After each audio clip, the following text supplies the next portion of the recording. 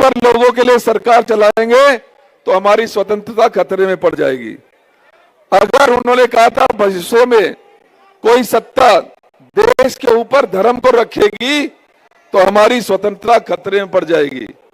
मैं ज्यादा बात इस पे विस्तार से नहीं करना चाहता, आप सब समझते हैं आज के समय में जिस तरीके से सत्ता कुछ चंद लोगों का फायदा पहुंचाने का काम कर रही है वो हम सब के सामने है, चाहे वो अडानी हो या अंबानी हो, या आज जिस तरीके से धर्म की राजनीति एक इस तरीके से धर्म की राजनीति इतनी हावी कर दी गई है कि देश के लोगों को एक दूसरे से बांटने का काम धर्म की राजनीति के द्वारा किया जा रहा है। ऐसे समय में हमारे जननायक माननीय राहुल गांधी जी, आप पहले कि माननीय राहुल गांधी जी बोले, मैं आमंत्रित करना चाहता हूं हमारे जो लोकल एमएलए हैं भाई रहमान साहब, अब्दुल रहमान साहब 2 मिनट में अपनी बात रखेंगे और उसके बाद जननायक श्री राहुल गांधी जी अपनी बात रखेंगे। बहुत बहुत धन्यवाद। जय हिंद। बहुत बहुत शुक्रिया दोस्तों। बस 2 बातें आपसे करना चाहता हूं दोस्तों। एक छोटी सी बात कि पहले ये तय करो कि वफादार कौन है और ये वक्त बताएगा कि गद्दार कौन है। दोस्तों, जब इस जमुना पार में आपकी बात, जब इस जमुना पार में ये जमुना पार जल रहा था तो कौन आया था? राहुल गांधी जी। राहुल गांधी जी। इसको बचाने के लिए राहुल गांधी जी जब संभल जल रहा था तो कौन गया था वहां? जब बहराइच जल रहा था तो कौन गया था? तो दोस्तों, अब पहचानना होगा उन मरकज के जालिमों को, मौलाना साद साहब के दुश्मनों को पहचानना होगा और वोट कांग्रेस को देना होगा। कांग्रेस पार्टी, राहुल गांधी। शुक्रिया। अब मैं आमंत्रित करना चाहूंगा देश के जननायक, संविधान रक्षक, हमारे हीरो राहुल गांधी जी को कि वो आए और हम सब लोगों को संबोधित करें।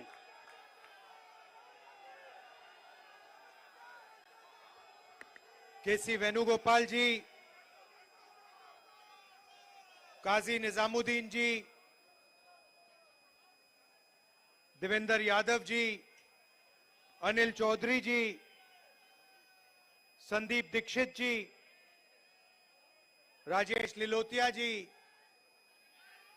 हारून यूसुफ जी, उदित राज जी, स्टेज पे हमारे कैंडिडेट्स, सीनियर नेता और प्यारे भाइयों और बहनों, कांग्रेस पार्टी के कार्यकर्ताओं, आप सबका यहां बहुत बहुत स्वागत, नमस्कार। कैसे हैं आप लोग? मूड अच्छा है आपका?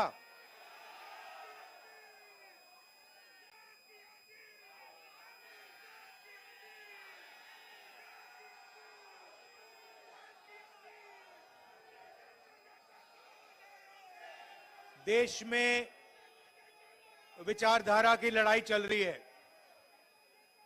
एक तरफ वो लोग खड़े हैं जो चाहे कुछ भी हो जाए, चाहे कुछ भी हो जाए, इस संविधान की रक्षा करेंगे। संविधान में साफ लिखा है, पहले पेज पे लिखा है कि हिंदुस्तान हर हिंदुस्तानी का है, चाहे उसकी कोई भी जात हो, कोई भी धर्म हो, अगर वो हिंदुस्तानी है तो इस देश में उसकी रक्षा होनी चाहिए, उसको प्रोटेक्शन मिलनी चाहिए।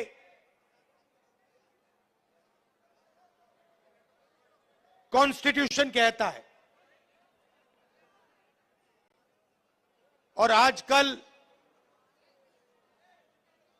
बीजेपी के लोग, आरएसएस के लोग इस संविधान को खत्म करने में लगे हुए हैं, नफरत फैलाते हैं, एक भाई को दूसरे भाई से लड़ाते हैं,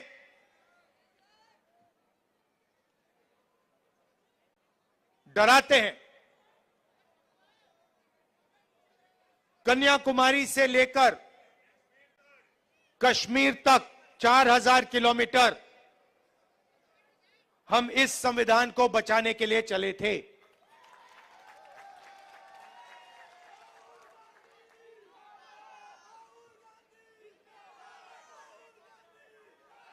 अंबेडकर जी के संविधान पर रोज नरेंद्र मोदी, बीजेपी और आरएसएस के लोग आक्रमण करते हैं।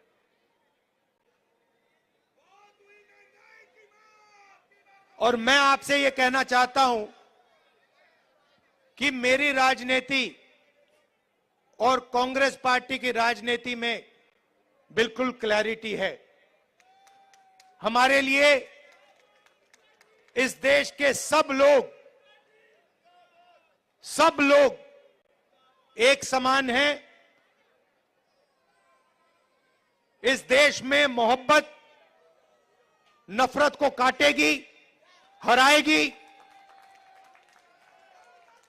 मोहब्बत हिंसा को काटेगी और हराएगी। और आप मेरी पूरी लाइफ की राजनीति देख लेना, मैं आज की बात नहीं कर रहा हूं।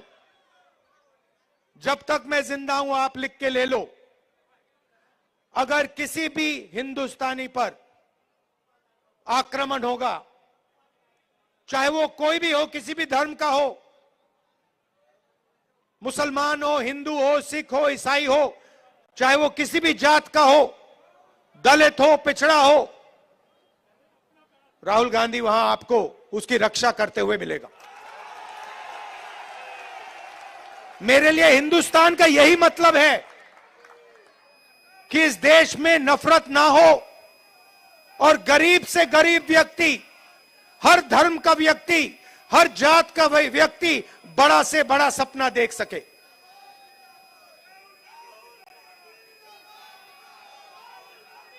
ऐसा हिंदुस्तान मैं नहीं चाहता हूं और हम नहीं चाहते हैं जहां अरबपति जो भी करना चाहे कर ले, अदानी अंबानी जैसे लोग पूरे देश को खरीद लें, सारे के सारे बिजनेस कंट्रोल कर लें, सारे एयरपोर्ट्स ले जाएं, सारे पोर्ट्स ले जाएं, सड़कें उनकी, जमीन उनकी, पावर प्लांट उनके, और गरीब जनता देखती रह जाए, भूखी मर जाए। ऐसा हिंदुस्तान हमें नहीं चाहिए और ऐसा हिंदुस्तान हम नहीं होने देंगे।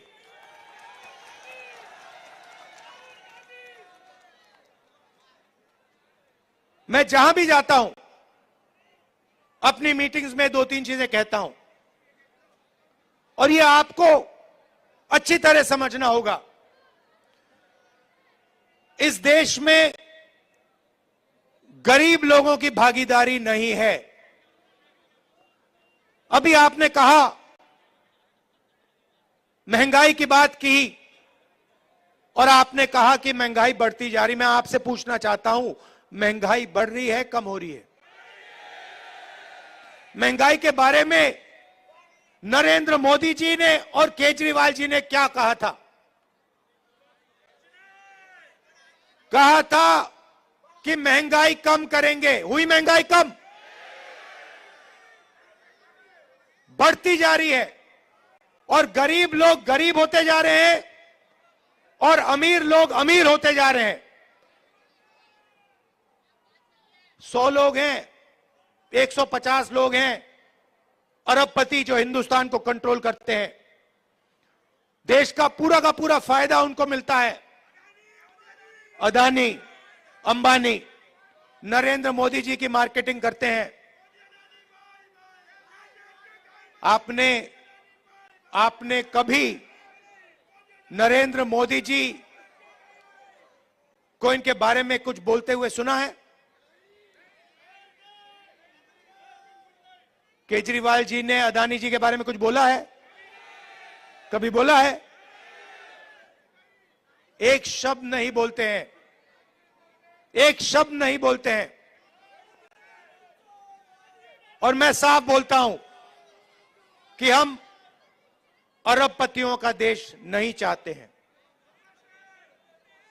मैं जाति जनगणना की बात करता हूं और मैंने उदाहरण दिया, इस देश में कम से कम 50% पिछड़े वर्ग के लोग हैं, 50% पिछड़े वर्ग के लोग हैं, 15% दलित हैं, 8% आदिवासी हैं,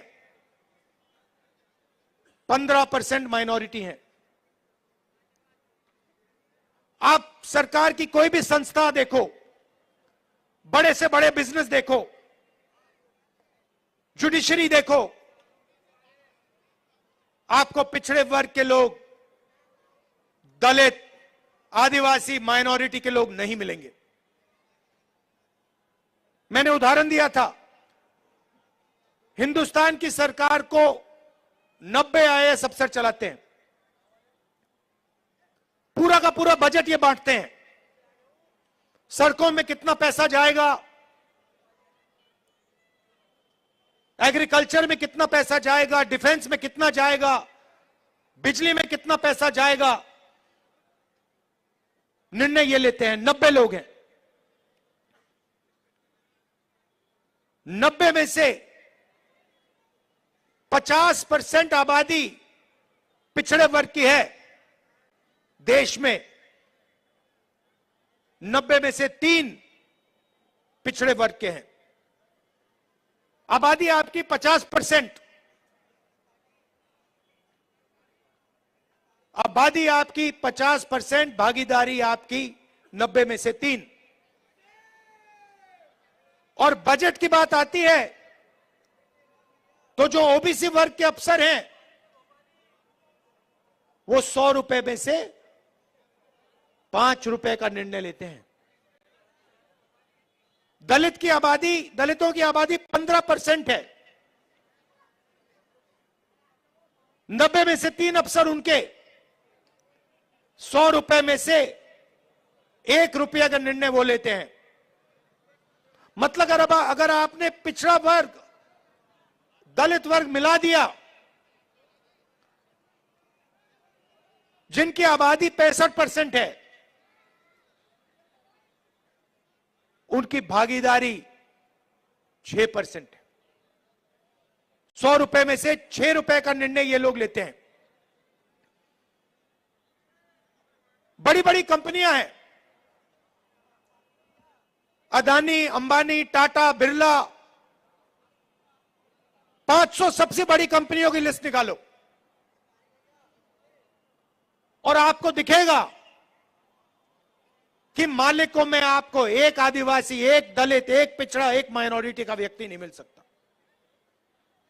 मैनेजमेंट टीम के नाम निकालो, आपको एक पिछड़ा वर्ग का व्यक्ति नहीं मिलेगा, एक दलित नहीं मिलेगा, एक आदिवासी नहीं मिलेगा। यह हिंदुस्तान की सच्चाई है। और जब मैं जाति जनगणना की बात करता हूं, नरेंद्र मोदी जी के मुंह से एक शब्द नहीं निकलता और केजरीवाल जी के मुंह से एक शब्द नहीं निकलता है।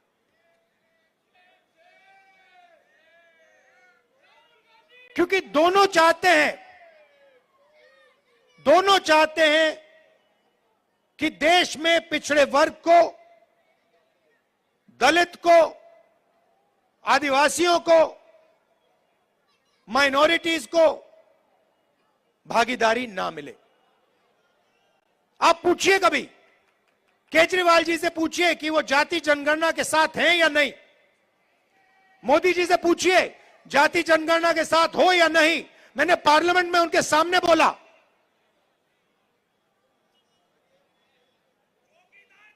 नरेंद्र मोदी जी बैठे थे, मैंने उनसे साफ कहा, नरेंद्र मोदी जी, आप करो ना करो, बच्चा भी जानता है। मीडिया वाले नहीं जानते, मीडिया वाले नहीं जानते, 6 साल का बच्चा जानता है। मैंने उनसे कहा कि आप करो ना करो मैं नहीं जानता, मगर जिस दिन कांग्रेस पार्टी की सरकार आएगी, रिजर्वेशन को 50% से ज्यादा कर देंगे और जाति जनगणना लोकसभा में, राज्यसभा में हम पास करके दिखाएंगे। हम भागीदारी चाहते हैं, हम समानता चाहते हैं, हम चाहते हैं कि गरीब से गरीब व्यक्ति, चाहे वो दलित हो, पिछड़े वर्ग का हो, हिंदू हो, मुसलमान हो, सिख हो, ईसाई हो, कि सब लोग बड़ा सा बड़ा सपना देख सके। मैं वो दिन देखना चाहता हूं जब 500 सबसे बड़ी कंपनियों में पिछड़े वर्ग के लोग मालिक बने, दलित मालिक बने, माइनॉरिटीज के लोग मालिक बने, आदिवासी मालिक बने। मैं वो दिन देखना चाहता हूं जब इस देश में सचमुच में पिछड़े वर्गों को भागीदारी मिले, माइनॉरिटीज को भागीदारी मिले, दलितों को भागीदारी मिले। और सच्चाई यह है कि लंबे लंबे भाषण होंगे, केजरीवाल जी भी करेंगे, नरेंद्र मोदी जी भी करेंगे, मगर जब भागीदारी देने की बात आएगी तो सिर्फ कांग्रेस पार्टी भागीदारी दे सकती है। चाहे मनरेगा हो, भोजन का अधिकार हो, जमीन अधिकरण बिल हो, किसान का कर्जा माफ हो, स्कॉलरशिप्स हो और संविधान हो, ये सब काम कांग्रेस पार्टी ने आपके साथ मिलकर आपके लिए किया है। आप पूछिए, जाके केजरीवाल जी से पूछिए और उनसे कहिए कि वो पब्लिकली कहें, देश के सामने कहें कि वो रिजर्वेशन बढ़ाना चाहते हैं और वो जाति जनगणना करवाना चाहते हैं। हमारी सरकार आएगी दिल्ली में, एकदम हम जाति जनगणना करके दिखाएंगे और सबको पता लग जाएगा, दलितों को पता लग जाएगा कि आपकी दिल्ली में, दिल्ली की सरकार में, दिल्ली की संस्थाओं में, दिल्ली के गवर्नमेंट में कितनी भागीदारी है। आपको पता लग जाएगा, पिछड़ों को पता लग जाएगा कि आपकी कितनी भागीदारी है। आज जहां भी आप जाते हो, जहां भी आप जाते हो, सरकार की संस्थाओं में आप जाओ, अस्पतालों में जाओ, प्राइवेट अस्पतालों में जाओ, प्राइवेट कॉलेजेस में जाओ, आपको पिछड़े वर्ग के लोग नहीं मिलेंगे, आपको दलित नहीं मिलेंगे। यह सच्चाई है हिंदुस्तान की। और जाति जनगणना एक क्रांतिकारी काम होगा। मैं आपको कह रहा हूं, दिल्ली की सरकार आएगी तो यहां करेंगे और नेशनल लेवल पे लोकसभा में मैंने वायदा किया, हम उसको पूरा करके दिखाएंगे।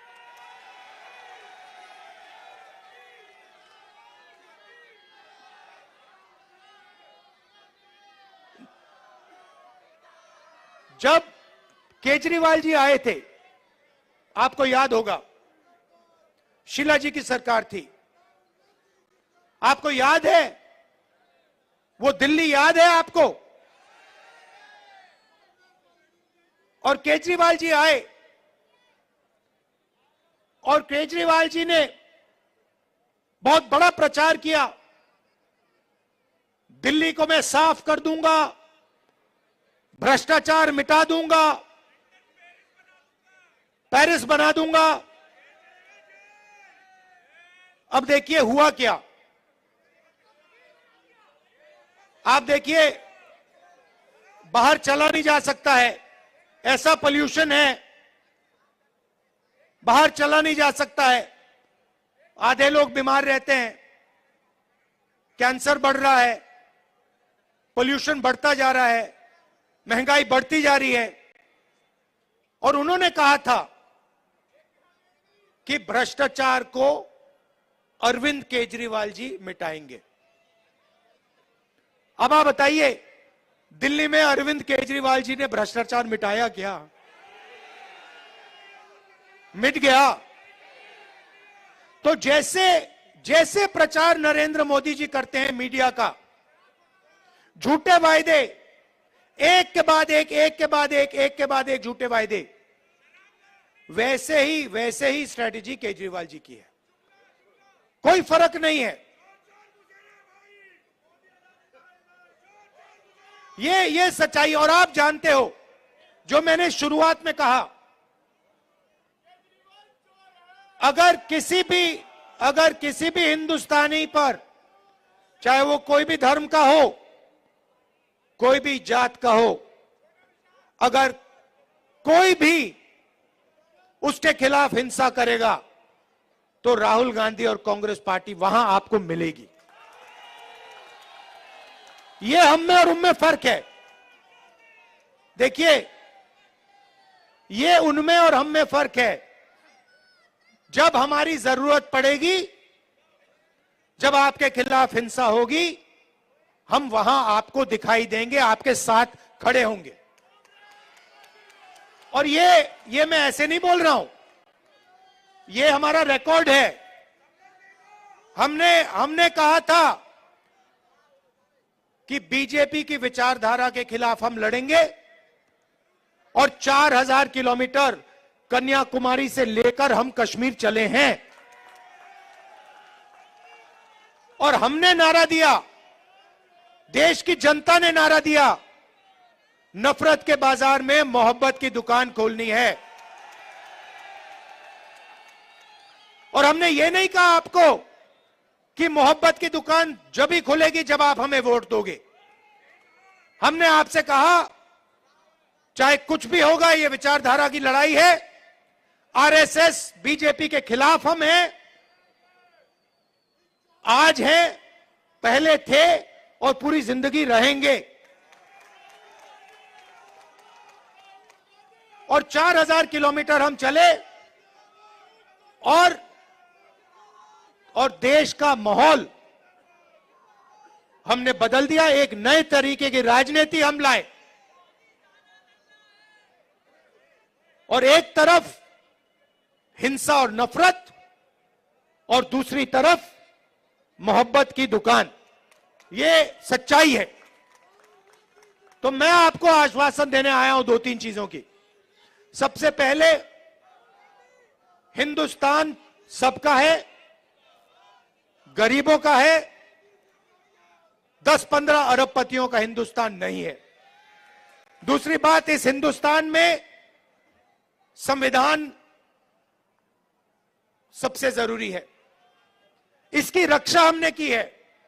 आपने देखा होगा, पहले नरेंद्र मोदी जी 400 पार की बात कर रहे थे, छाती फैला के 400 पार, और चुनाव के बाद संविधान को उन्होंने ऐसे किया, सिर पे लगाया।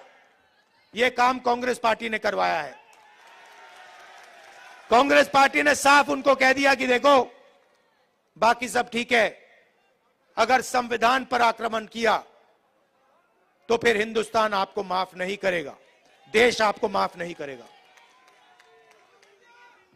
तो यह मैं आपसे कहना चाहता हूं, यहां पे कांग्रेस पार्टी का पूरा समर्थन कीजिए, कांग्रेस पार्टी को जिताइए। और जो पहले हम विकास करते थे, जो पूरी दुनिया को मालूम है, जो शीला दीक्षित जी ने काम किया था, जब कांग्रेस पार्टी कर पाएगी। कांग्रेस पार्टी कर सकती है, ना केजरीवाल जी कर सकते हैं, ना बीजेपी कर सकती है। यह सच्चाई है। और आपने देख लिया है, आपके सामने सच्चाई है। दिल्ली की सच्चाई आपके सामने है, महंगाई की सच्चाई आपके सामने है, सड़कों की सच्चाई आपके सामने है, पोल्यूशन की सच्चाई आपके सामने है।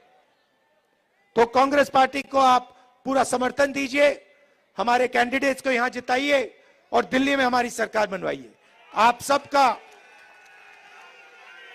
सबका बहुत बहुत धन्यवाद। और कांग्रेस पार्टी के जो हमारे कार्यकर्ता हैं, हमारे जो बब्बर शेर हैं, आप सबका दिल से बहुत बहुत धन्यवाद। नमस्कार, जय हिंद, नमस्कार। बहुत बहुत धन्यवाद। और राहुल गांधी जी की इस बात के बाद मैं सिर्फ इतना कहना चाहूंगा, बदल कर रख देंगे फिजा जमाने की, बदल कर रख देंगे फिजा जमाने की, अब तो जिद है नया इतिहास बनाने की। अब मैं आमंत्रित करूंगा धन्यवाद देने के लिए जिला अध्यक्ष राजकुमार जैन जी से, और जितने भी कैंडिडेट्स हैं सब लोग प्लीज यहां पर फ्रंट लाइन में आ जाएं और राहुल गांधी जी के साथ में एक फोटो खिंचवाएं।